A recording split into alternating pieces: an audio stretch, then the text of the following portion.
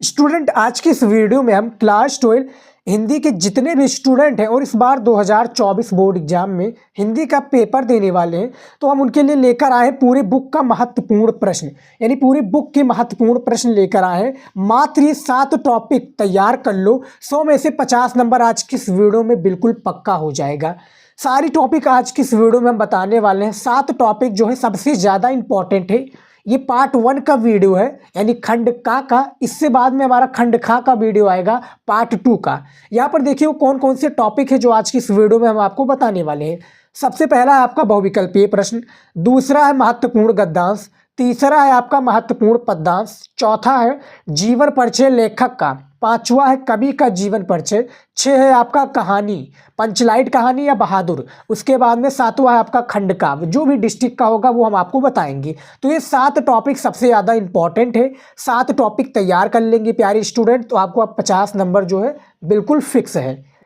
यहाँ पर देखिए प्यारे स्टूडेंट, सबसे पहले हम महत्वपूर्ण बहुविकल्पीय प्रश्नों से शुरुआत करेंगे, क्योंकि आपको भी पता होगा जो पेपर में आपके प्रश्न पूछे जाते हैं सबसे पहले बहुविकल्पीय प्रश्न ही पूछे जाते हैं। 10 बहुविकल्पीय प्रश्न रहता है, एक एक नंबर का आपका प्रत्येक प्रश्न होता है। तो यहाँ पर देखिए सबसे पहला प्रश्न क्या पूछा गया है, द्विवेदी युग की पत्रिका है, जो द्विवेदी युग की पत्रिका है वो कौन है। यहाँ पर 4 आपके पास विकल्प है, इन्हीं चारों ऑप्शंस के थ्रू आपको बताना है। ए आपका हिंदी प्रदीप, बी आपका हंस, सी प्रताप या डी धर्मयुग। तो इनमें से जो आपका प्रताप है ये क्या है, द्विवेदी युग की पत्रिका है। समझ में आ गया स्टूडेंट। अगला क्वेश्चन देखिए, दूसरा देखिए, कल्पवृक्ष के लेखक कौन है। सारे क्वेश्चंस इंपॉर्टेंट है, सारे को आपको तैयार करना है और वीडियो थोड़ा लंबा हो जाएगा तो वीडियो को लास्ट तक जरूर देखिएगा, क्योंकि आज के इस वीडियो में 50 नंबर गारंटी लेता हूं स्टूडेंट, 100% में गारंटी लेता हूं। 50 नंबर आपका बिल्कुल फिक्स हो जाएगा आज की इस वीडियो को पूरा देखने के बाद में। तो कल्पवृक्ष के लेखक कौन है, तो यहाँ पर कल्पवृक्ष के लेखक आपके डी हो जाएगा, वासुदेव शरण अग्रवाल जी हैं। आपने इनका पूरा जीवन परिचय पढ़ा होगा तो आपको सारी चीज़ें पता होगी। समझ में आ गया। तीसरा देखिए, वासुदेव शरण अग्रवाल का निबंध संग्रह नहीं है। यहाँ पर देखिए नहीं की बात हो रही है। काफ़ी प्यारे हमारे विद्यार्थी क्या समझेंगे कि है, लेकिन आप पहले जब प्रश्न को पढ़ेंगे तो आपको सारे जो क्वेश्चंस का आंसर है ईजिली पता चल जाएगा। तो यहाँ पर क्या है, नहीं है तो वो आपका पूर्वोदय नहीं है, क्योंकि कल्पता, कल्पवृक्ष, वाग्यधारा ये इन्हीं की रचना या निबंध संग्रह है। समझ में आ गया। चलिए देखते हैं अगला क्वेश्चन। देखिए सारे क्वेश्चंस को बताएंगे जो आपकी तैयारी को क्या है नंबर 1 बनाएगा। यहाँ पर देखिए चौथा नंबर, छायावादोत्तर काल है, यानी छायावादोत्तर जो काल है ये कितने ईस्वी से लेकर कितनी ईस्वी तक है। ए आपका सन 1968 से सन 1900 तक, सन 1901 से सन 1925 तक, सी है सन 1938 से अब तक, या डी सन 1925 से क्या है 1925 से आज तक। तो यहाँ पर देखिए अब तक वाला जो राइट आंसर है, यानी छायावादोत्तर जो काल है वो आपका 4 का सी हो जाएगा। समझ में आ गया स्टूडेंट। इनमें से आपका सन 1938 से अब तक वाला करेक्ट आंसर है। इनमें से किसी का भी विकल्प आपको गलत लगे तो मैसेज हमें जरूर कीजिएगा इंस्टाग्राम पर, वीडियो के साथ में कीजिएगा कि सर ये क्वेश्चन है आपका, इसमें से विकल्प हमें गलत लग रहा है।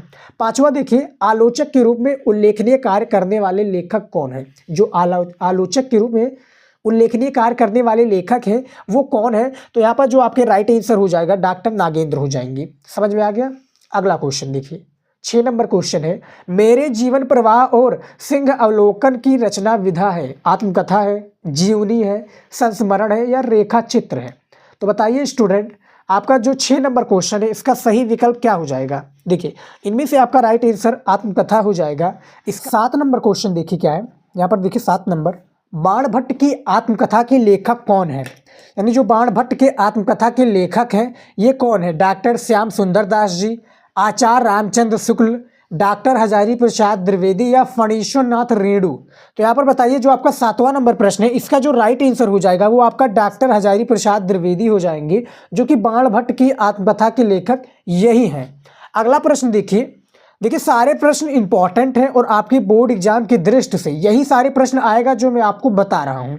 देखिए 8वां है, अखारवट के रचनाकार हैं। जो अखारवट है इसके रचनाकार कौन है, मालिक मोहम्मद जायसी, सूर्यदास, घनानंद या जगन्नाथ दास रत्नाकर। तो इनमें से जो आपका ए है मालिक मोहम्मद जायसी हो जाएंगे अखारवट के रचनाकार।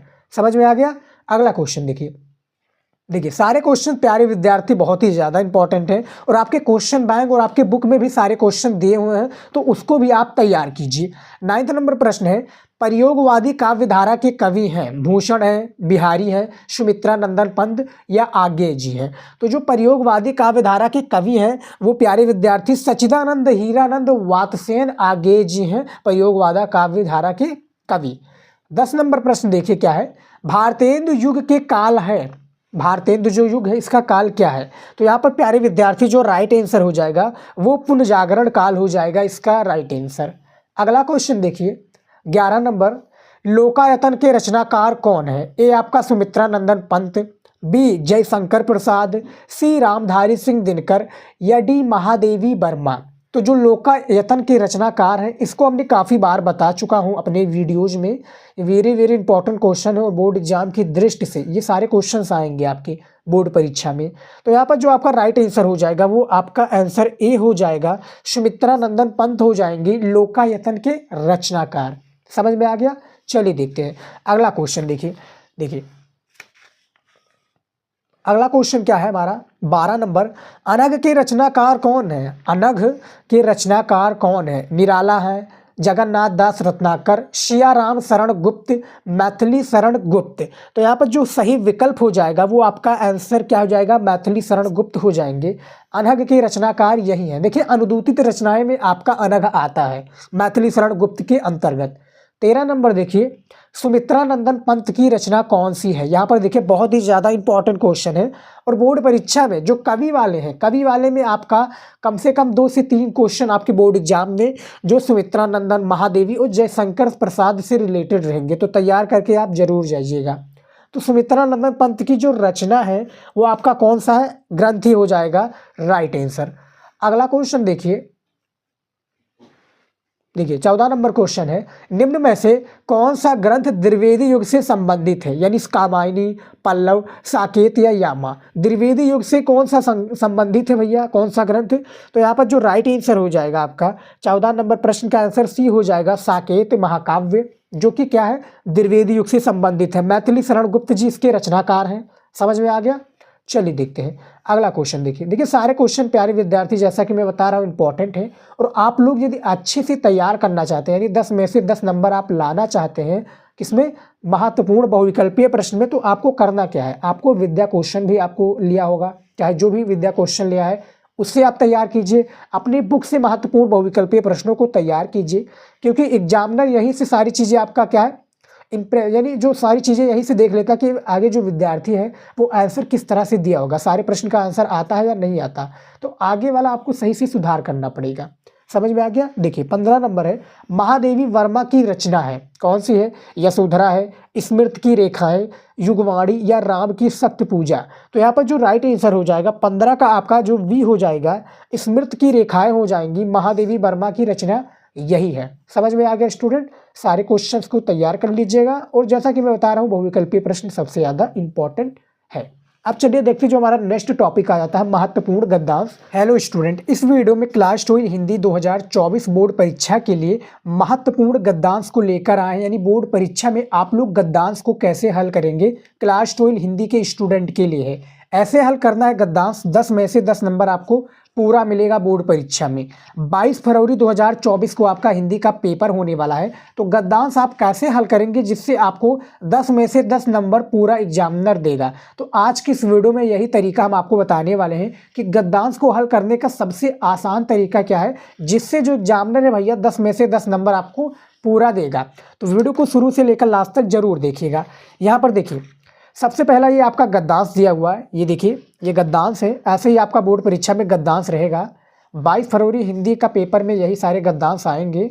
देखिए ये पूरा गद्यांश रहेगा, इससे जुड़े आपका 5 प्रश्न रहेगा, जैसा कि आप देख सकते हैं 1, 2, 3, 4 और 5, ये 5 प्रश्न हैं। इसी 5 प्रश्न के थ्रू आपको इस गद्यांश को सॉल्व करना है। कैसे सॉल्व करेंगे चलिए जान लेते हैं। यहाँ पर देखिए सबसे पहला प्रश्न क्या दिया हुआ है कि उपयुक्त गद्यांश के पाठ का शीर्षक और लेखक का नाम लिखिए। यानी जो गद्यांश दिया हुआ है भैया इसके पाठ और लेखक का क्या नाम है, यानी किस चैप्टर से लिया गया है और इसके लेखक कौन है। तो इसको सबसे पहले आपको करना क्या है, सबसे पहले जो 15 मिनट दिया जाता है पेपर को पढ़ने के लिए, ईजिली आपको क्या है 15 मिनट पेपर को अच्छे से पढ़ लेना है, अच्छे से रीड कर लेना है, सारे क्वेश्चंस को आप अच्छे से पढ़ लीजिए। अब जब इसमें अब आपको तब भी नहीं पता चलता कि यानी किस चैप्टर से लिया गया है, तो करना क्या है सारे को आप आराम से पढ़िए। जैसा कि यहाँ पर देखिए मैं आपको क्लू बता देता हूँ कि कैसे आपको ढूंढना है, यानी ट्रिक भी आप जान लीजिए। देखिए जाने पर अत्यंत सौंदर्य के प्रतीक बन जाते हैं नाना भांति के अनपढ़ नंग विंध्य की नदियों के प्रवाह में सूर्य की धूप से चिलकते रहते हैं। उनको जब चतुर कारीगर पहलदार कटाव पर लाते हैं तब उनके प्रत्येक घाट से नई शोभा और सुंदरता फूट पड़ती है, वह अनमोल हो जाते हैं।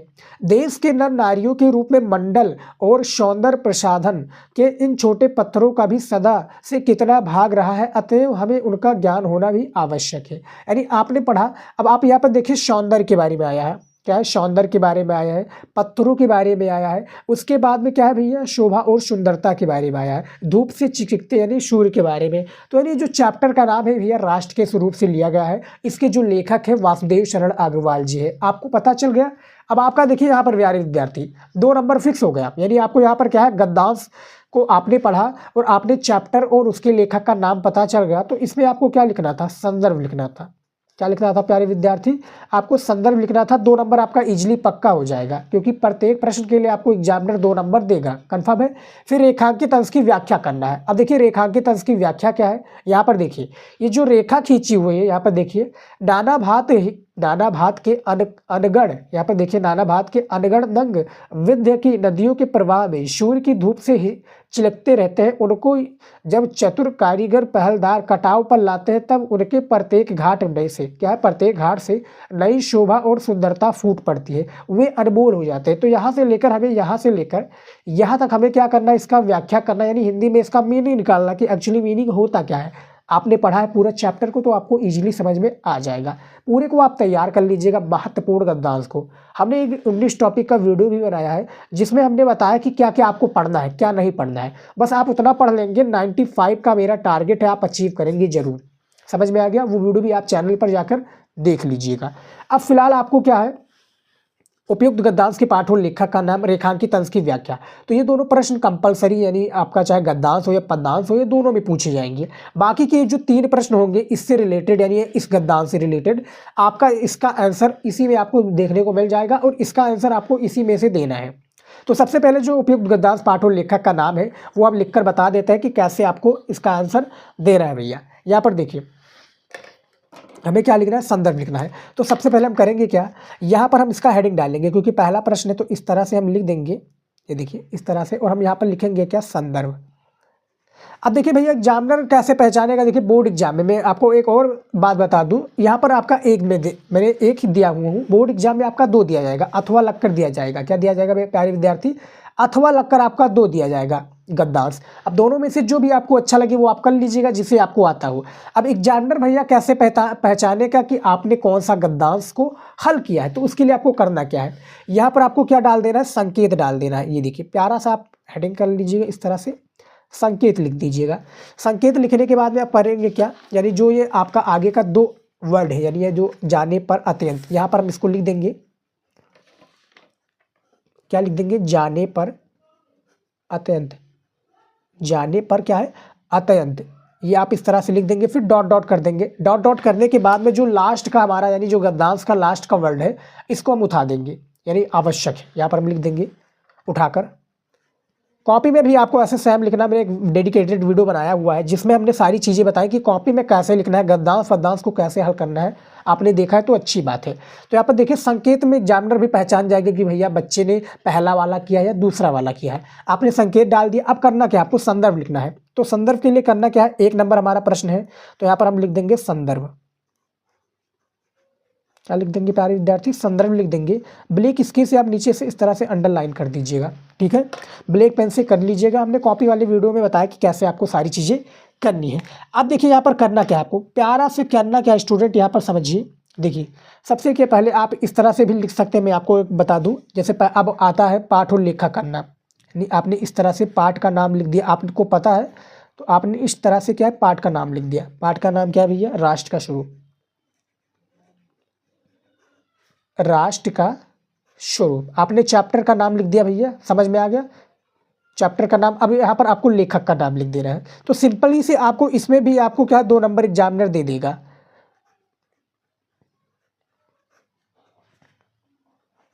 लेखक का क्या नाम है भैया, वासुदेव शरण अग्रवाल, वासुदेव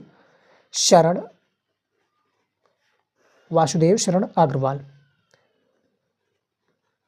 इस तरह से भी आप लिख देंगे तो आपको 2 नंबर एग्जामिनर क्या फिक्स कर देगा। और एक संदर्भ लिखने का तरीका होता है, संदर्भ भी आप इस तरह से लिख दीजिएगा कि प्रस्तुत गद्य अवतरण, मैं लिखकर आपको बता देता हूँ, प्रस्तुत गद्य अवतरण, प्रस्तुत गद्य अवतरण हमारी पाठ्य पुस्तक, हमारी यहाँ पर देखिए हमारी पाठ्य पुस्तक गद्य भाग, क्योंकि पाठ्य पुस्तक हमारा क्या भैया गद्य भाग से लिया गया है, पाठ्य पुस्तक गद्य भाग, यहाँ पर ब्लैक पेन का हमारा यूज होगा, पाठ्य पुस्तक गद्य भाग में संकलित, गद्य भाग में संकलित, गद्य भाग में संकलित राष्ट्र के स्वरूप नामक निबंध से क्या अवतरित है, राष्ट्र के स्वरूप, इसको भी हम क्या कर लेंगे ब्रैकेट के अंदर कर देंगे, राष्ट्र के स्वरूप नामक निबंध से अवतरित है, नामक क्या भैया निबंध से, यहाँ पर देखिए नामक निबंध से अवतरित है, निबंध से अवतरित है, इसके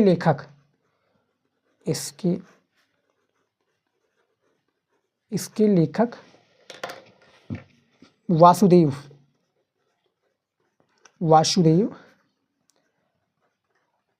शरण अग्रवाल है, वासुदेव शरण क्या भैया अग्रवाल है।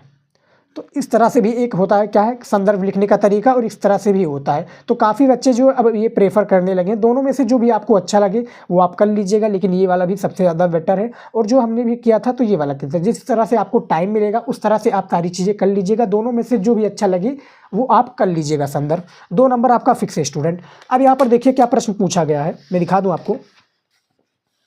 यहाँ पर देखिए रेखांकित अंश की व्याख्या कीजिए, तो यानी जो हमने बताई थी कि इसको आपको व्याख्या करना है, इसका आपको हिंदी में मीनिंग निकालना है। तो देखिए इसको हमने पहले से कल के लेकर आया था, यहाँ पर देखिए किस तरह से इसका आंसर है।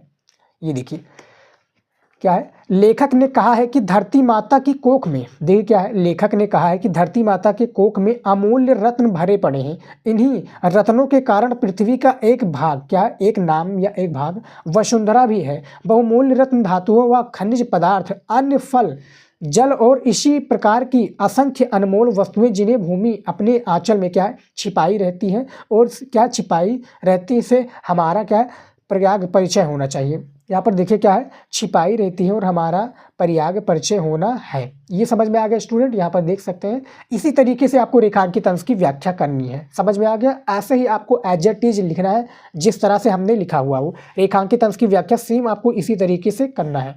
समझ में आ गया प्यारे विद्यार्थी, ये आपको सेम एज इट इज इसी तरीके से करना है रेखांकित अंश की व्याख्या। अब बाकी के जो 3 प्रश्न होंगे ये देखिए स्टूडेंट, पृथ्वी की देह को किसने सजाया है, ये आपको बताना है कि पृथ्वी की देह को किसने सजाया है। तो यहाँ पर देखिए आंसर क्या रहेगा, मैं आपको बता दूं आंसर।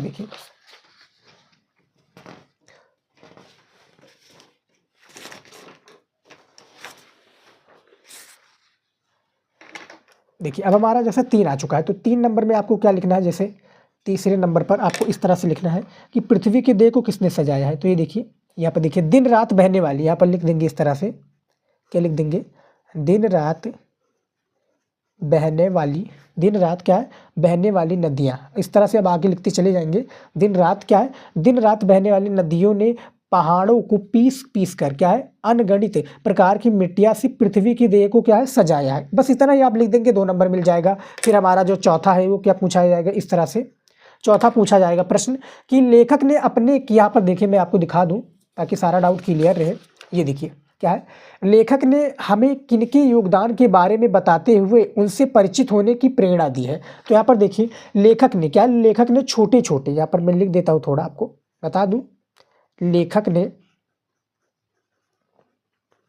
ने क्या भैया, छोटे छोटे, देखिए लेखक ने छोटे छोटे पत्थरों के योगदान के बारे में बताते हुए उनका अमूल्य निधियों से परिचित होने का बात कही है। बस आप इतना लिख देंगे, यानी एक एक लाइन में इसका आंसर होता है, 2 नंबर आपको फिक्स हो जाएगा। पांचवा क्या पूछा गया प्रश्न, मैं दिखा दूं पांचवा प्रश्न भी, धरती को वसुंधरा क्यों कहा जाता है। ये देखिए पांचवा प्रश्न है, चैप्टर का जो नाम है राष्ट्र का स्वरूप, उसी से लिया गया सारा प्रश्न है।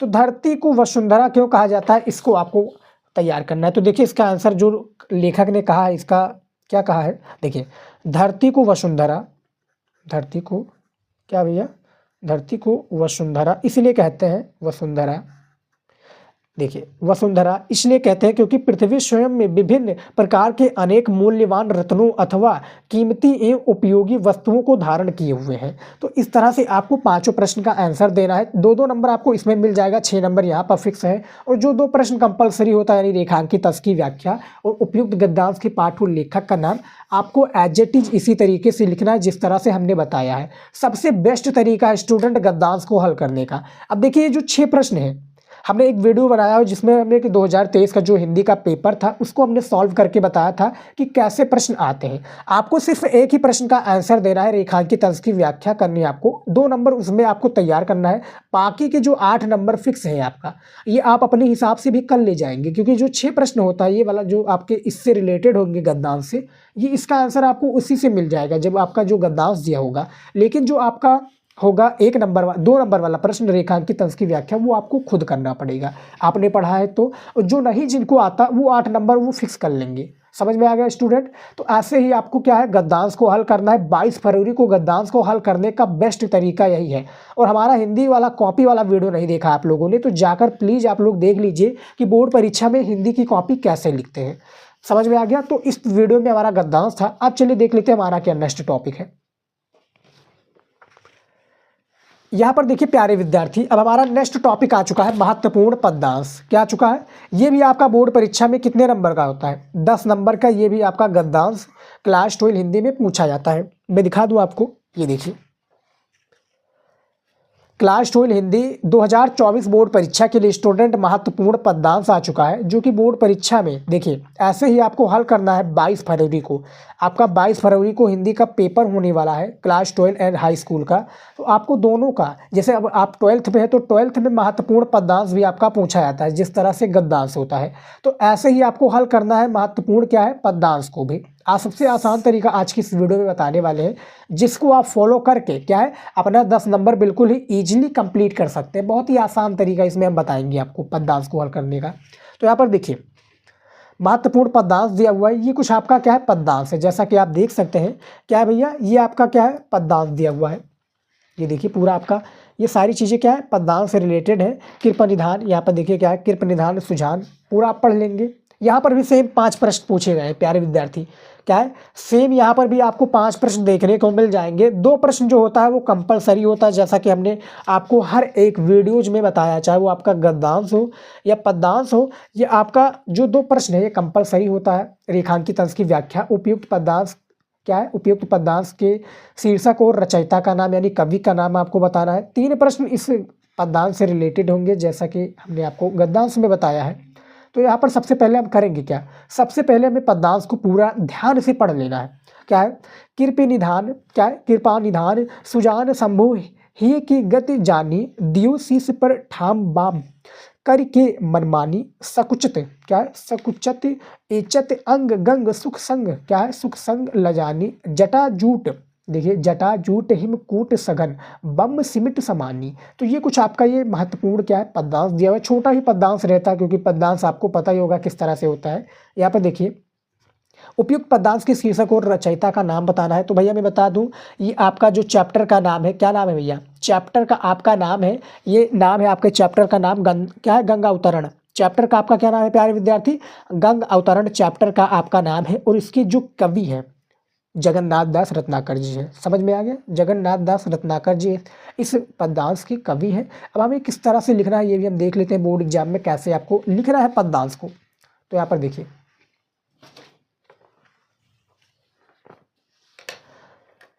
अब दो दो जैसे आपका गद्यांश में स्टूडेंट प्यारे विद्यार्थी, जो आपका दो गद्यांश होता है, सेम दो पद्यांश भी होता है अथवा लगकर आपका बोर्ड परीक्षा में पूछा जाता है। तो भैया एग्जामिनर कैसे पता चलेगा, हमें यहाँ पर संकेत डालना सबसे ज़्यादा जरूरी है। तो यहाँ पर हम लिख देंगे संकेत, कि भैया इस तरह से पता चलेगा कि दोनों में से किसी एक ने विद्यार्थी को किया है, उसी को आप 10 नंबर दे सकें। तो यहाँ पर देखिए कृपा निधान सुझान, इसको हम लिख देंगे, यानी आगे का 2 वर्ड हम क्या उठाकर लिख देंगे, यहाँ पर कॉपी में लिख देंगे कृपा निधान सुजानु। फिर हम यहाँ पर डॉट डॉट कर देंगे, यानी यहाँ पर ऐसा डॉट डॉट कर देंगे। डॉट डॉट करने के बाद में जो लास्ट का हमारा 2 वर्ड है, ये देखिए सिमिटी समानी, यहाँ पर हम लिख देंगे सिमिटी समानी। समझ में आ गया? ऐसे ही आपको लिखना है। संकेत में इस तरह से क्या एग्जामिनर को पहचानना है, एग्जामिनर को ये बताना कि भैया हमने ये वाला किया है, आप इसका नंबर दीजिए। दोनों में से एक ही करना है। अब यहाँ पर देखिए जो पहला प्रश्न पूछा गया था कि उपयुक्त पद्यांश की शीर्षक और रचयिता यानी कवि का नाम लिखना है। तो सबसे पहला फर्स्ट प्रश्न था, तो यहाँ पर भी हमें क्या संदर्भ लिखना है। तो संदर्भ हम लिखकर आपको बता देते हैं कैसे आपको लिखना है संदर्भ। ये देखिए नीचे आप अंडरलाइन कर लीजिएगा ब्लैक स्केच से। हमने कॉपी वाली वीडियोज में पूरी जानकारी दी हुई है, इस वीडियो को देखने के बाद में आप जाकर जाइएगा, वो वीडियो पूरा देख लीजिएगा। सारा डाउट उसमें हमने क्लियर किया कि कॉपी कैसे लिखते हैं, बोर्ड परीक्षा में क्वेश्चंस कैसे आते हैं। समझ में आ गया प्यारे विद्यार्थी? तो यहाँ पर देखिए संदर्भ में देखिए क्या है, प्रस्तुत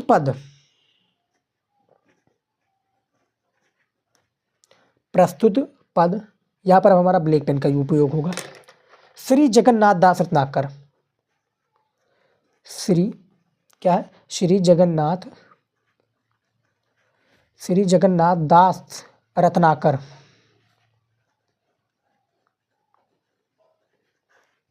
इसको क्या कर लेंगे प्यारे विद्यार्थी, हम इसको कॉमा में कर लेंगे। श्री जगन्नाथ दास रत्नाकर द्वारा रचित और क्या है, द्वारा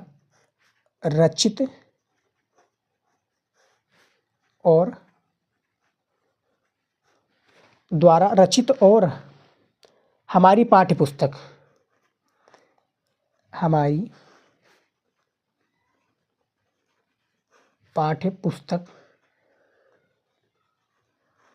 राइटिंग पे मत जाइएगा स्टूडेंट, क्योंकि मैं वीडियोज में बता रहा हूँ आपको, तो राइटिंग ऐसे ही हमारी बैठेगी। इस तरह से कॉपी वाली वीडियोज में देखिएगा, राइटिंग थोड़ी मेरी अच्छी है, लेकिन प्लीज़ आप लोग भी अपना राइटिंग सुधारिए। राइटिंग आप इम्प्रूव करेंगे बोर्ड एग्जाम में जो एग्जामिनर होता है भैया राइटिंग के ऊपर ही इम्प्रेस होता है। जिस भी विद्यार्थी का जो राइटिंग है वो अच्छा है, तो उसी पर क्या सबसे ज़्यादा नंबर आपका एग्जामिनर देता है। यहाँ पर हमने 2 कॉमा लगा दिया है, आपको एक ही लगाना है। तो काव्य भाग में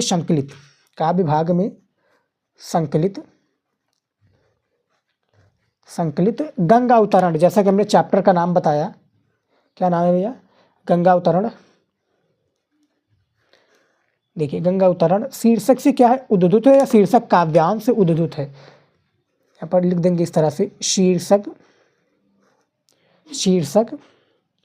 काव्यांश से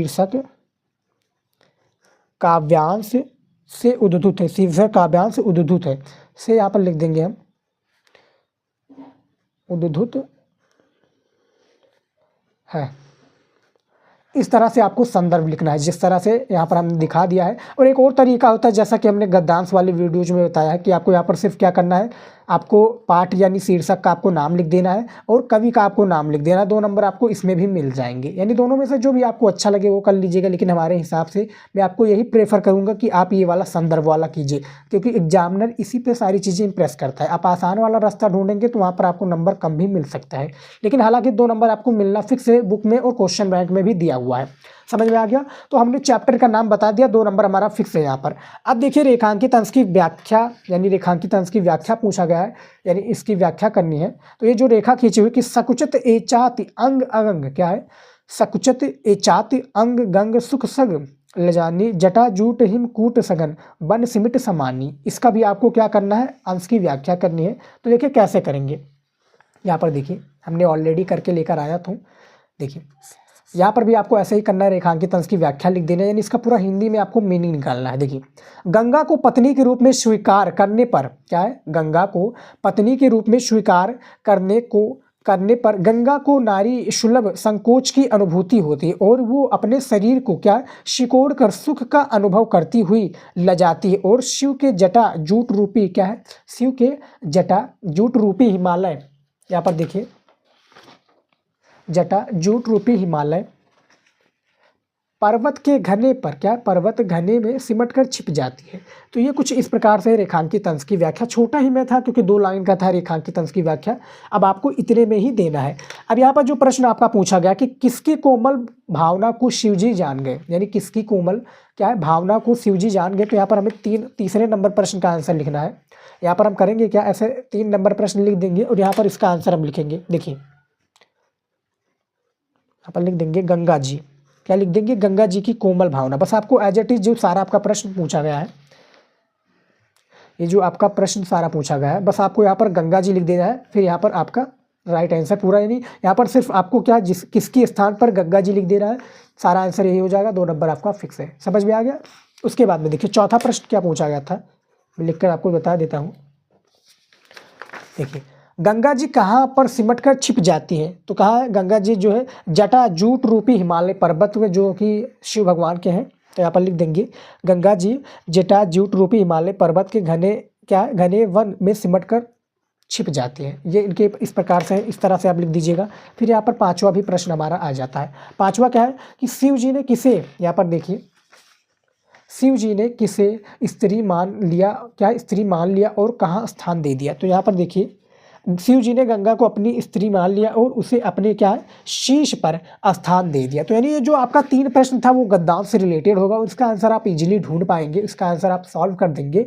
बाकी का जो आपका 2 प्रश्न होता है वो कंपलसरी होता है, यानी आपका गद्दांश पद्यांश दोनों में पूछे जाते हैं कि भैया इस गद्दांश से लिया गया है, रेखांकित अंश की व्याख्या करना भी जरूरी है। समझ में आ गया। तो इसी तरीके से आपको गद्दांश और पद्यांश को हल करना है, जो कि हमने तरीका बताया है, सबसे बेस्ट तरीका है हल करने का। इसी तरीके हेलो दोस्तों, कैसे हो आप लोग। दोस्तों आज की इस वीडियो में हम पढ़ने वाले हैं डॉक्टर हजारी प्रसाद द्विवेदी जी का जीवन परिचय, साहित्यिक परिचय और रचनाएं। ये आपके बोर्ड एग्जाम में 5 नंबर का पूछा जाता है। तो जीवन परिचय लिखने से सबसे पहले आपको करना क्या है, प्रश्नोत्तर डालना है, उसके बाद में हेडिंग डालना है जीवन परिचय। इस तरह से आपको जीवन परिचय का हेडिंग डालने के बाद में लिखना है आचार्य हजारी प्रसाद द्विवेदी का जन्म 19 अगस्त सन 1907 ईस्वी को बलिया जिले के आरत दूबे का छबरा गांव में एक क्या है प्रतिष्ठित सरयू पारी ब्राह्मण कुल में हुआ था। इनके पिता का नाम अनमोल द्विवेदी था, माता ज्योतिषमती भी प्रसिद्ध पंडित कुल की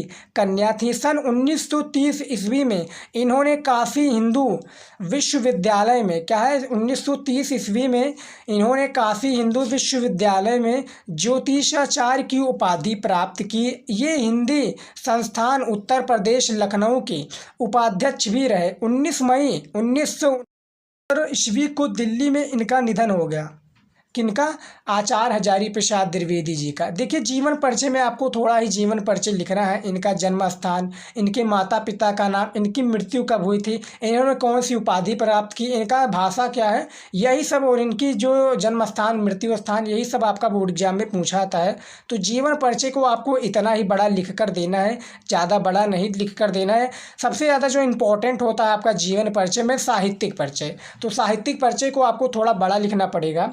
तो साहित्यिक परिचय का भी आप हेडिंग डाल दीजिए इस तरह से। उसके बाद में लिखिए क्या, आचार्य हजारी प्रसाद द्विवेदी के निबंध उनकी, जो आचार्य हजारी प्रसाद द्विवेदी के निबंध उनकी संस्कृति समझ पर आधारित है। उनका मानना है कि लोगों में अपनी संस्कृति को बदलने और सुधारने की शक्ति है और द्विवेदी जी उच्च कोटि के आलोचक, उपन्यासकार और अनुवादक भी थे। इनकी विविधता प्रतिभा और क्या है, इनकी विविधता प्रतिभा और विविधता का कुछ बेहतरीन उदाहरण उनके विषय वस्तु में एक महान विविधता दिखाते हैं, साथ ही एक गंभीर सोच, एक विशिष्ट दिखाते हैं। क्या है, गंभीर सोच और एक विशिष्ट दिखाते हैं। तो देखिए जो साहित्यिक परिचय सबसे ज़्यादा इम्पोर्टेंट रहता है आपका, चाहे जो भी जीवन परिचय लिखते हो, जो भी लेखक या कवि का, साहित्यिक परिचय आपके बोर्ड एग्जाम में पूछा जाएगा।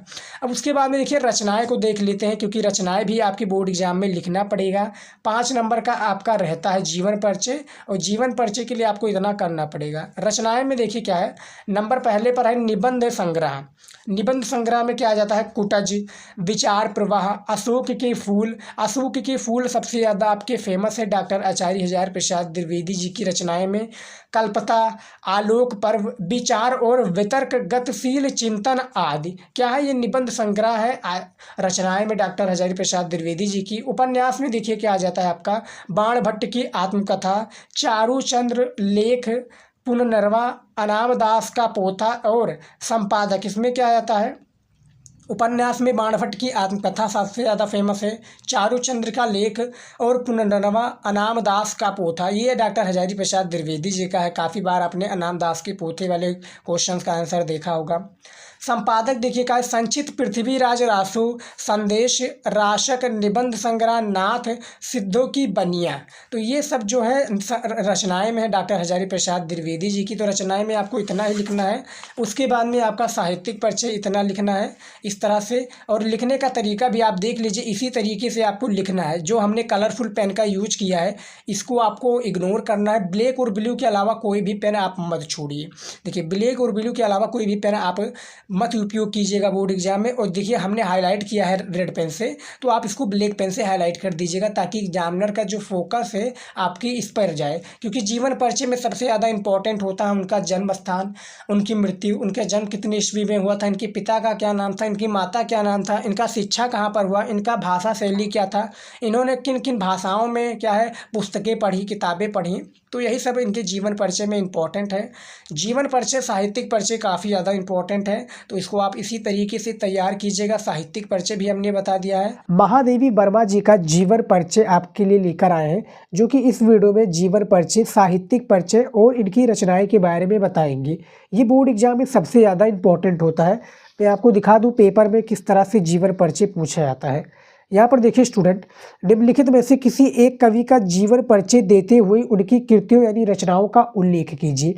सबसे पहले पे है जयशंकर प्रसाद जी, दूसरे पे है महादेवी वर्मा जी, तीसरे पे है भारतेंदु हरीशचंद्र जी। तो आज के इस वीडियो में हम महादेवी वर्मा जी का जीवन परिचय के बारे में बताएंगे, इनके जीवन परिचय और इनकी सारी चीज़ों के बारे में बताएंगे। 5 नंबर का एक जीवन परिचय होता है। तो यहाँ पर देखिए इनका जीवन परिचय पूरा बता देते हैं कि किस तरह से आपको लिखना है। यहाँ पर देखिए स्टूडेंट, सबसे पहले आपको हेडिंग डालना है बोर्ड एग्जाम में, जीवन परिचय को डालना है, लेकिन वहाँ पर आपको कलर पेन का यूज नहीं करना है, ब्लैक और ब्लू के अलावा। उसके बाद में देखिए महादेवी वर्मा का जन्म। महादेवी वर्मा का जन्म फर्रुखाबाद के एक शिक्षित परिवार में, क्या एक शिक्षित परिवार में सन 1907 ईस्वी में होलिका दहन के दिन हुआ था। इनके पिता श्री गोविंद प्रसाद वर्मा, जो इनके पिताजी हैं श्री गोविंद प्रसाद वर्मा, भागलपुर की एक कॉलेज में क्या प्रधानाचार्य थे। इनकी माता हेमरानी, जो परम विदुषी धार्मिक महिला है, यानी एक प्रकार से पूजा पाठ करती थी, गीता पढ़ती थी, रामायण पढ़ती थी। तो हेमरानी जो है परम विदुषी धार्मिक महिला थी। एवं नाना जो है ब्रजभाषा के एक अच्छे कवि थे। महादेवी जी पर इन सभी का एक प्रकार से प्रभाव पड़ा, पूर्ण प्रभाव पड़ा। इनका विवाह 9 वर्ष की अल्प आयु में ही हो गया था। किसका? जो महादेवी वर्मा जी का विवाह है, एक डॉक्टर थे इनके पति। इनके डॉक्टर जो पति है 9 वर्ष की अल्प आयु में इनका जो है महादेवी वर्मा जी का विवाह हो गया था। और कुछ समय तक जो है इन्होंने चांद पत्रिका की संपादिका भी रही। 11 सितंबर 1987 को 87 ईस्वी को इस महान लेखिका का क्या हो गया? स्वर्गवास हो गया, यानी इनकी मृत्यु हो गई। अब देखिए स्टूडेंट, काफ़ी स्टूडेंट सोच रहे होंगे कि यहाँ पर हमने जो है ब्लैक पेन का यूज किया है, कब मतलब जो इंपॉर्टेंट हमें लगा है। तो यहाँ पर देखिए स्टूडेंट, जो हमें इंपॉर्टेंट पॉइंट लगा है, जैसे कि इनका जन्म हुआ था, कहाँ पर हुआ था? फर्रुखाबाद में हुआ था। किस सन में हुआ था? 1907 में।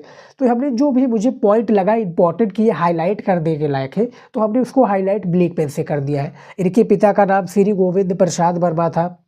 इनकी माता का नाम क्या? हेमरानी थी। उसके बाद में इनकी जो मृत्यु हुई इसको भी हमने हाईलाइट कर दिया। और इन्होंने जो चांद पत्रिका का संपादन किया था इसको भी हमने हाईलाइट कर दिया है। तो ये सारी चीज़ें जो स्टूडेंट इंपॉर्टेंट है इसको हमें हाईलाइट कर दे रहा है। स्टूडेंट मैं बता दूं, एग्जामिनर जो होता है आपका पूरा जीवन परिचय नहीं पढ़ता है, यानी जो महादेवी वर्मा जी का जीवन परिचय नहीं पढ़ेगा, वो इंपॉर्टेंट की पॉइंट देखेगा कि इंपॉर्टेंट की पॉइंट क्या है, उसी के अनुसार देखेगा। हाँ भैया ठीक है, ये इन्होंने सही लिखा है, जीवन परिचय, जन्म स्थान, इनके माता पिता का नाम, ये सारी चीज़ें सही है, 5 नंबर देकर वो आगे बढ़ जाएगा। तो इसी के लायक हम जो है जीवन परिचय लिखते हैं। तो आप भी ऐसे बोर्ड एग्जाम में जीवन परिचय लिखिएगा।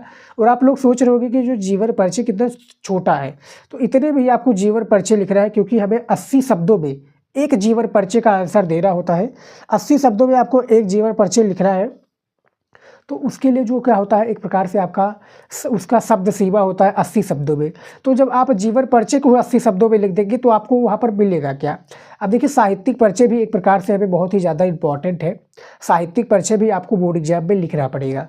तो यहाँ पर देखिए, साहित्यिक परिचय में श्रीमती महादेवी वर्मा का मुख्य रचना, जो श्रीमती महादेवी वर्मा जी है, साहित्यिक परिचय भी हमें लिखना पड़ेगा इनका।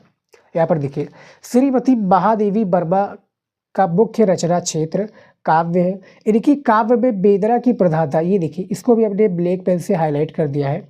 क्या है, इनके काव्य में वेदना की प्रधानता है। काव्य के अतिरिक्त इनकी क्या है, काव्य के अतिरिक्त इनकी बहुत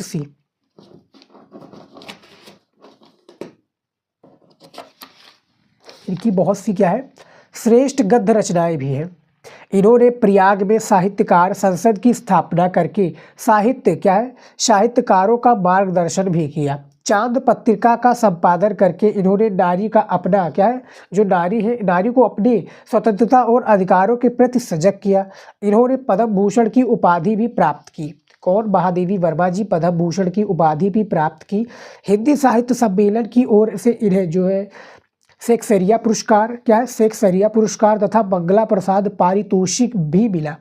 यामा पर ज्ञानपीठ पुरस्कार से इन्हें सम्मानित किया गया। तो देखिए स्टूडेंट, जो है साहित्यिक परिचय भी इंपॉर्टेंट होता है, और जीवन परिचय से साहित्यिक परिचय आपको थोड़ा ज़्यादा ही लिखना पड़ता है, क्योंकि साहित्यिक परिचय में क्या होता है, हमें इनकी पूरी जीवन शैली के बारे में बताना होता है कि इन्होंने कौन सा पुरस्कार किया, ये किस क्षेत्र में इनका कदम रख गया, ये क्या बनना चाहती थी आगे, सारी चीज़ें यहाँ पर बताया गया है। स्टूडेंट यहाँ पर देख सकते हैं साहित्यिक परिचय में, इसीलिए साहित्यिक परिचय हम आपको ज़्यादा प्रेफर करते हैं, क्योंकि बोर्ड एग्जाम में भी साहित्यिक परिचय सबसे ज़्यादा पूछा जाता है। उसके बाद में देखिए, अब हम बात करेंगे रचनाएं के बारे में। महादेवी वर्मा जी की रचनाएं देखिए क्या है। महादेवी जी का प्रमुख कृतित्व इस प्रकार है। कृतित्व यानी रचनाएं, जैसा कि हमने यहाँ पर बताया था, ये देखिए जीवन परिचय हुए इनकी कृति होता है। यहाँ पर देखिए कृतित्व इस प्रकार है। सबसे पहला आपका निहार, दूसरा है रस्म, तीसरा आपका नीरजा, चौथा साध्य गीत, पांचवा आपका दीप शिखा, 6 है आपका यामा। ये एक प्रकार से मुख्य रचना है जो बोर्ड एग्जाम में आपके ऑब्जेक्टिव के फॉर्म में पूछा जाता है सबसे ज़्यादा, कि भैया साध्य गीत के रचनाकार कौन है, दीप शिखा किसकी रचना है। 4 आपके पास ऑप्शन हो जाएंगे, तो वहाँ पर महादेवी भी होगी, तो भैया महादेवी पर आप टिक लगा दीजिएगा।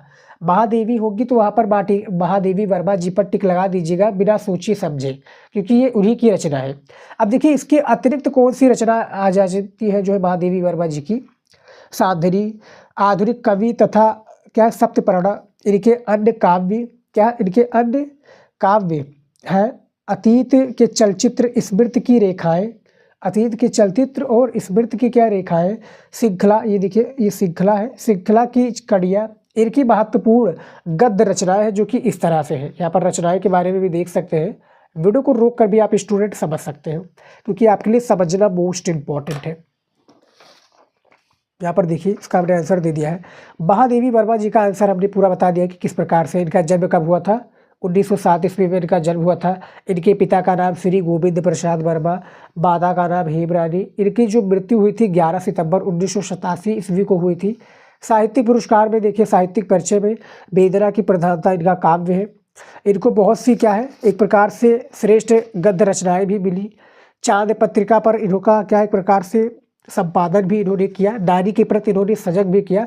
और इन्हें किस पर पुरस्कार मिला था, यामा पर इन्हें पुरस्कार मिला था। इनका बहुविकल्पीय में भी सबसे ज़्यादा पूछा जाता है। हम बहादुर कहानी का सारांश पढ़ने वाले हैं, जो कि क्लास 12 हिंदी का एक मोस्ट इम्पॉर्टेंट कहानी है।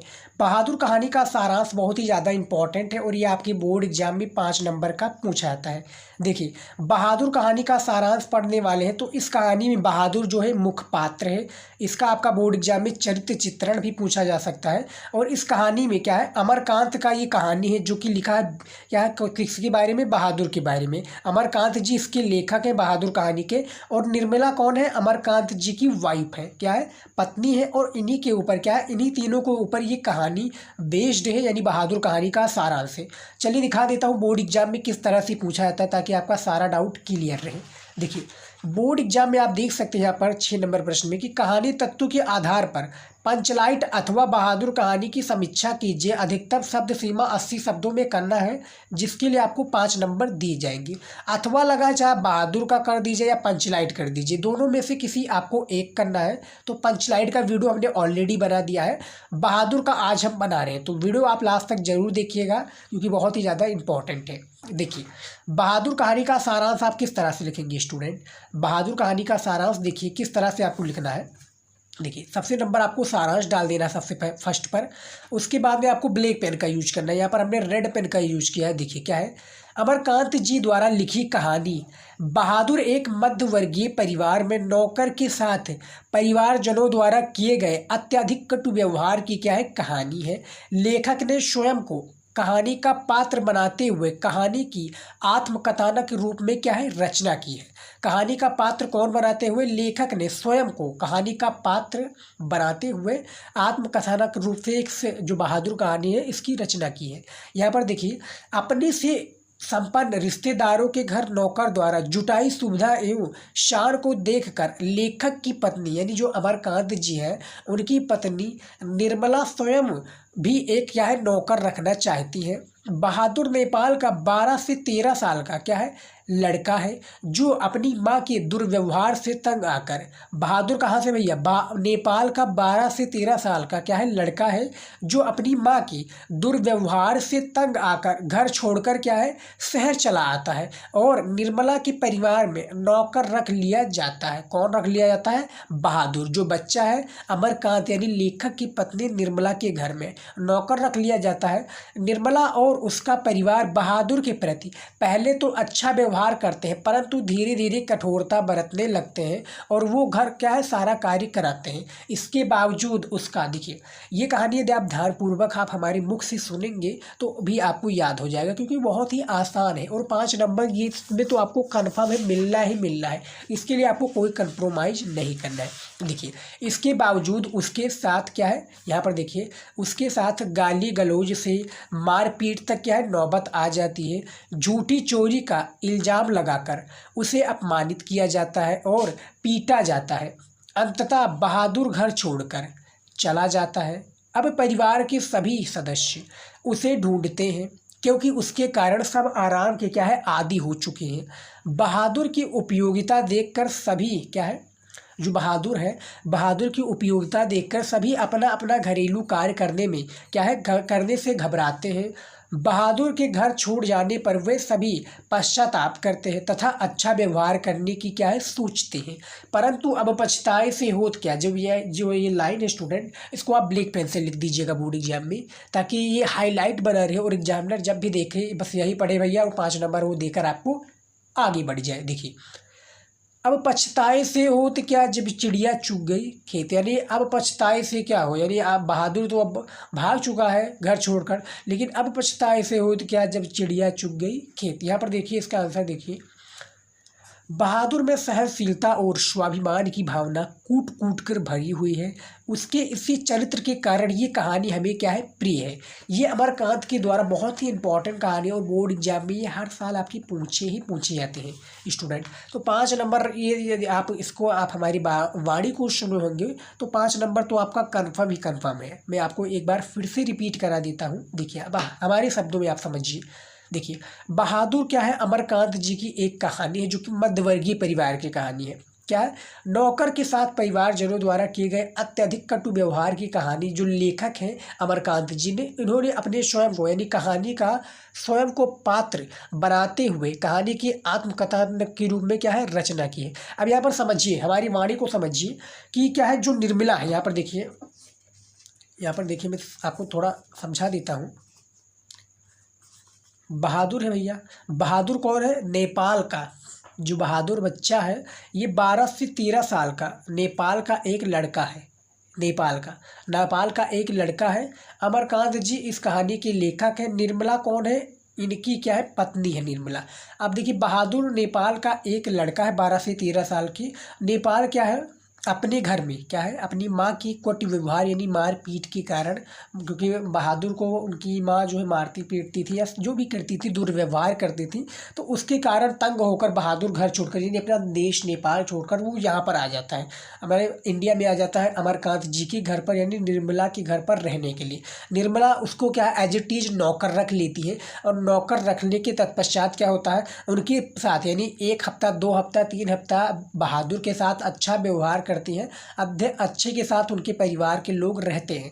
लेकिन जैसे जैसे धीरे धीरे जो समय बीतता जाता है, उसके प्रति क्या होता है? कठोरता बरतने लगती है। कौन? निर्मला की फैमिली किसके प्रति? बहादुर के प्रति जो है कठोरता बरतने लगती हैं। उसके बाद में क्या होता है? कठोरता बरतने लगते हैं। बहादुर के पहले अच्छा व्यवहार करते हैं, परंतु धीरे धीरे कठोरता बरतने लगते हैं। वो घर का सारा कार्य करता है। कौन है? जो बहादुर है वो घर का सारा कार्य करता है, निर्मला के घर का। उसके बाद में साथ में क्या है? गाली गलौज उसके साथ में होते हैं। जो निर्मला की फैमिली है वो उनके साथ में क्या है? गाली गलौज, मार पीट तक क्या नौबत आ जाती। और झूठी चोरी का इल्ज़ाम लगाकर, किसके ऊपर? बहादुर के ऊपर झूठी चोरी का इल्ज़ाम लगाकर उसको क्या है? अपमानित किया जाता है। उसको गाली दिया तो उसके पिता के गाली दिया जाता है, तो अपमानित किया जाता है और पीटा जाता है। अंततः बहादुर जो है निर्मला का घर यानी इनका घर ये छोड़कर बहादुर चला जाता है। निर्मला का घर छोड़कर वो चला जाता है। वो कहीं पर भी छोड़कर चला जाता है। क्या है? उसके बाद में अब परिवार के सभी सदस्य यानी निर्मला के जो परिवार के सभी सदस्य हैं, जो बहादुर के साथ में गाली गलौज करते हैं, अब बहादुर को वो ढूंढने लगते हैं। लेकिन ढूंढने क्या है? उसके कारण सब क्या है? बहादुर के कारण, क्योंकि बहादुर सारा घर का कार्य करता, तो बहादुर के कारण अब क्या है? उसके जो निर्मला की फैमिली है, निर्मला की फैमिली काम की अब आदी हो चुकी है। वो काम नहीं करना चाहते थे। बहादुर की उपयोगिता देखकर सभी क्या है? अपना अपना घरेलू कार्य करने में जुट जाते, क्योंकि बहादुर तो चला गया था। तो निर्मला क्या है? सभी का सदस्य क्या कार्य अपना लोग करने लगते। उसके बाद में बहादुर घर छोड़कर जाने में सभी लोग क्या है? पश्चाताप करते कि हमें ऐसा नहीं करना चाहिए, गाली गलौज नहीं करना चाहिए। सभी लोग क्या है? रियलाइज होता है कि हमने बुरा किया। किसके साथ? बहादुर के साथ। उसके बाद में क्या होता है? सभी पश्चाताप करते हैं। लेकिन क्या होता है? एक लेखक ने कहानी कही कि अब पछताए से होत क्या, जब चिड़िया चुग गई खेत। यानी बहादुर तो अब चला जा चुका है, उससे हमें पछताने से अब कुछ नहीं होगा। अब हमें अपना कार्य खुद करना पड़ेगा, हमें सहनशीलता दिखानी पड़ेगी, सब सारी चीज़ें होंगी। उसके बाद में क्या है? यहाँ पर बहादुर की सहनशीलता और स्वाभिमान की भावना कूट कूट कर भरी थी। क्या है? उसके चरित्र के कारण ये कहानी हमें क्या है? प्रिय है। यही लेखक ने कहा है। बस आप इतना लिख देंगे स्टूडेंट, यदि आपने सुना होगा हमारी बातों को, इतना आप लिख देंगे तो मेरी गारंटी है आपका स्टूडेंट 5 नंबर कोई भी नहीं काट सकता। ये आज की इस वीडियो में हम क्लास 12 हिंदी 2024 बोर्ड एग्जाम के लिए एक इम्पॉर्टेंट टॉपिक लेकर आ चुके हैं, जिसका नाम है खंडकाव्य यानी त्यागपति खंडकाव्य लेकर आ चुके हैं आज की इस वीडियो में। जो त्यागपति खंडकाव्य के नायक हैं हर्षवर्धन जी, इनका हम चरित्र चित्रण करने वाले हैं। ये आपके बोर्ड परीक्षा में 5 नंबर का पूछा जाता है। और त्यागपति जो खंडकाव्य है ये सबसे ज़्यादा इंपॉर्टेंट खंडकाव्य है। हमारे डिस्ट्रिक्ट में जो त्यागपति चलता है, आपके डिस्ट्रिक्ट में जो चलता हो उसके बारे में आप हमें कमेंट में ज़रूर बताइएगा, हम उस पर वीडियो ज़रूर बनाएंगे। तो यहाँ पर त्यागपति खंडकाव्य पर आज का हमारा ये वीडियो है। बोर्ड में हर साल आने वाला ये टॉपिक है। मैं दिखा दूँ बोर्ड परीक्षा में कैसे आपका पूछा जाएगा। ये आपका 2023 का क्या है? पेपर है। मैं दिखा दूँ आपका ये 2023 का पेपर है। ये देखिए, ये 2023 का आपका पेपर है। 301 कोड है आपका। ये देखिए ZG आपका ये कोड है। 2023 का पेपर है। समझ में आ गया? देखिए किस तरह से आपका बोर्ड परीक्षा में पूछा जाता है। यहाँ पर देखिए, स्वपठित खंडकाव्य के आधार पर निम्नलिखित में से किसी एक प्रश्न का उत्तर लिखिए। यानी यहाँ पर अथवा लगा है, काफ़ी कुछ जैसे हर एक डिस्ट्रिक्ट का अलग लगाता है। समझ में आ गया? 5 नंबर का है और ये हर साल आने वाला टॉपिक है। आप पिछले 5-6 सालों का जाकर देख सकते हैं, 2015, 16, 17, 18, उसमें भी ये पूछा जाएगा। क्या है? पूछा गया है, पूछा जाएगा नहीं। और इस बार 2024 की बोर्ड परीक्षा में भी पूछा जाएगा। बस तैयार कर लीजिए स्टूडेंट। यहाँ पर देख सकते हैं त्यागपति खंडकाव्य के नायक का चरित्र चित्रण कीजिए। तो इनका चरित्र चित्रण आज की इस वीडियो में हम लेकर आए हैं। सबसे पहले देखिए कॉपी में कैसे लिखना है। हर्षवर्धन त्यागपति के नायक हैं। इस खंडकाव्य की संपूर्ण कथा का केंद्र क्या है? वही है। संपूर्ण घटना चक्र उन्हीं की चारों ओर घूमता है। हर्षवर्धन के चरित्र की मुख्य विशेषताएं क्या निम्नलिखित है। यानी कुछ इस प्रकार से इनकी जो है विशेषताएं हैं। किसकी? हर्षवर्धन जी की। ये पूरी जो जानकारी यानी हर्षवर्धन का चरित्र चित्रण कर रहे हैं। अब इनका बहन की भी आ सकती है, जो राजश्री है।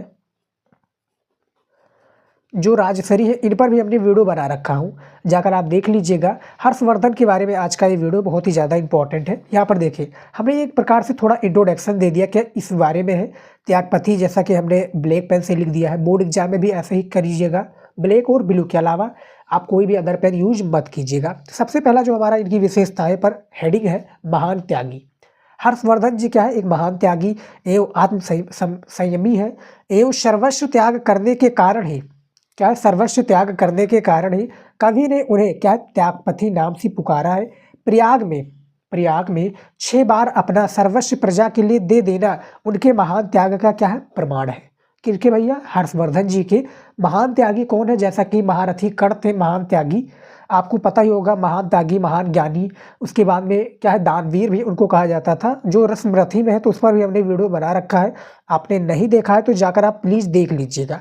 फिलहाल आज की इस वीडियो में हमारा त्यागपति के ऊपर है। तो महान त्यागी कौन है, हर्षवर्धन जी हैं। 6 बार क्या है, यहाँ पर देखिए 6 बार अपना सर्वस्व प्रजा के लिए दे देना उनके महान क्या है त्याग का प्रमाण है। ये आप हेडिंग में सबसे पहले लिख दीजिएगा। दूसरा है देश प्रेमी। यहाँ पर देखिए हर्षवर्धन सच्चे देश प्रेमी हैं। उन्होंने छोटे राज्यों को क्या है, उन्होंने छोटे राज्यों को एक साथ मिलाकर विशाल राज्य की स्थापना की। देश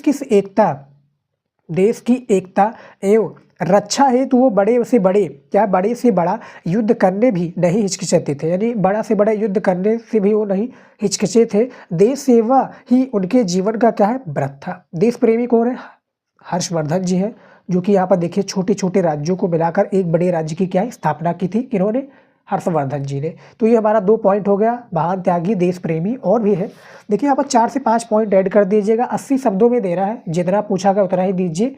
अब ये नहीं कि एग्जामिनर को लगे कि भैया 50 शब्दों में लिखा है। इस तरह से आप लिखिएगा, 1.5 पेज में आप लिखिएगा कम से कम, ताकि एग्जामिनर आपको 5 नंबर देने में हिचकिचाए ना, जैसा कि यहाँ पर दिया हुआ है। समझ में आ गया। तीसरा देखिए क्या है, आदर्श पुत्र एवं भाई। कौन है भैया, हर्षवर्धन जी। देखिए इस खंड काव्य में हर्षवर्धन एक आदर्श पुत्र एवं आदर्श भाई के रूप में पाठकों के समक्ष आते हैं। अपने पिता के यानी स्वास्थ्य से कारण बीमार ऋण होने का समाचार पाकर वे आखेट से क्या है तुरंत लौट आते हैं। आखेट से क्या है वो तुरंत लौट आते हैं। यहाँ पर देखिए आदर्श पुत्र एवं भाई की उपाधि किसे दी गई है, हर्षवर्धन जी को। समझ में आ गया। ये तीसरा हमारा हेडिंग है। चौथा हेडिंग देखिए क्या है, चौथा हमारा हेडिंग है श्रेष्ठ शासक। श्रेष्ठ शासक कौन है स्टूडेंट, महाराज हर्षवर्धन जी। यहाँ पर देखिए श्रेष्ठ शासक इनके बारे में पूछा गया है, जैसा कि आप देख सकते हैं। श्रेष्ठ शासक महाराज हर्षवर्धन एक श्रेष्ठ शासक है। उनका संपूर्ण जीवन प्रजा के हितार्थ यानी प्रजा के हितों की कार्य के लिए ही क्या समर्पित है। उनका शासन धर्म क्या है, उनका जो धर्म शासन है वो यही है श्रेष्ठ शासक के रूप में, जैसा कि देख सकते हैं। श्रेष्ठ शासक हर्षवर्धन जी हैं और उनका जो संपूर्ण जीवन है अपनी प्रजा के हित, अपने प्रजा के क्या कल्याण के लिए सारी चीज़ें वो समर्पित है। उनका शासन धर्म सबसे इम्पोर्टेंट।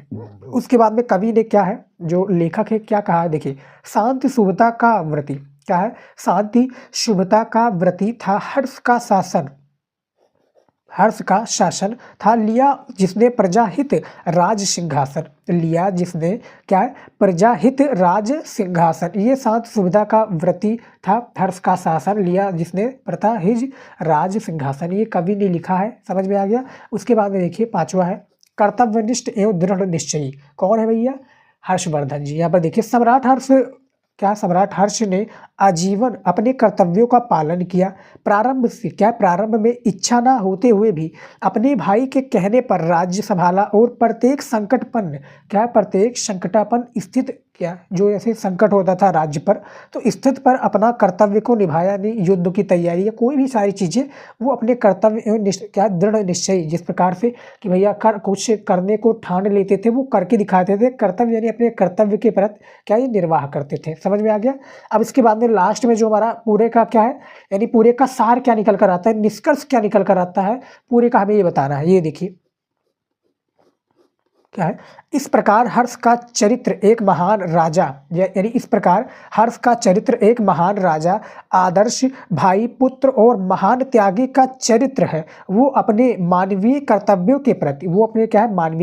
के प्रति भी निष्ठावान है। कर्तव्यों के प्रति क्या है भी निष्ठावान है। ये इसके पूरे का क्या है, पूरे का निष्कर्ष है। यानी पूरे का आप छोटे में निष्कर्ष दे दीजिए और जब आप स्टार्ट कर दीजिए तो थोड़े में क्या है उसका इंट्रोडक्शन यानी परिचय दे दीजिए कि भैया इन टॉपिक के बारे में ये हमारा वीडियो है। यानी इस टॉपिक के बारे में जैसा कि हमने आपको शुरुआत में परिचय दे देता हूँ कि इस टॉपिक के बारे में वीडियो में आज हम बताने वाले हैं, ये हम पढ़ने वाले हैं आज की इस वीडियो में। समझ में आ गया? तो उसके बारे में आपको बोर्ड परीक्षा में कॉपी को लिखते समय जब आप लिखिएगा तो ऐसे ही आप परिचय दे दीजिएगा। जैसा कि यहाँ पर देख सकते हैं कि हर्षवर्धन त्यागपति के नायक हैं। इस खंड काव्य की संपूर्ण कथा जो आज की इस वीडियो में मैं बता रहा हूँ केंद्र की वही है, यानी घटना चक्र उन्हीं की चारों ओर घूमती रहती है और हर्षवर्धन चरित्र की मुख्य विशेषताएं निम्नलिखित है। इसी के स्थान पर यदि आपका राजश्री के बारे में होता तो राजश्री के नायिका है, इनके बारे में क्या है घटना चक्र वही के ऊपर है। यानी पूरे यानी यहाँ पर आपका जो यहाँ पर हर्षवर्धन जी है, यहाँ पर आपका राजश्री हो जाता, सारी चीज़ें वहीं पर हो जाती। बस आपको कुछ करना नहीं, लेकिन इनकी जो विशेषताएं थी वो अलग अलग प्रकार से थे। क्या है, जो हर्षवर्धन का विशेषता है वो अलग तरीके से था और जो राजश्री की विशेषता है वो अलग तरीके से था। तो हमने इस पर भी वीडियो बना दिया है, राजश्री वाले पर भी नहीं देखा है तो जाकर देख लीजिएगा। आज की इस वीडियो में हमारा हर्षवर्धन के चरित्र चित्रण पर हमने सारी चीज़ें बता दी है।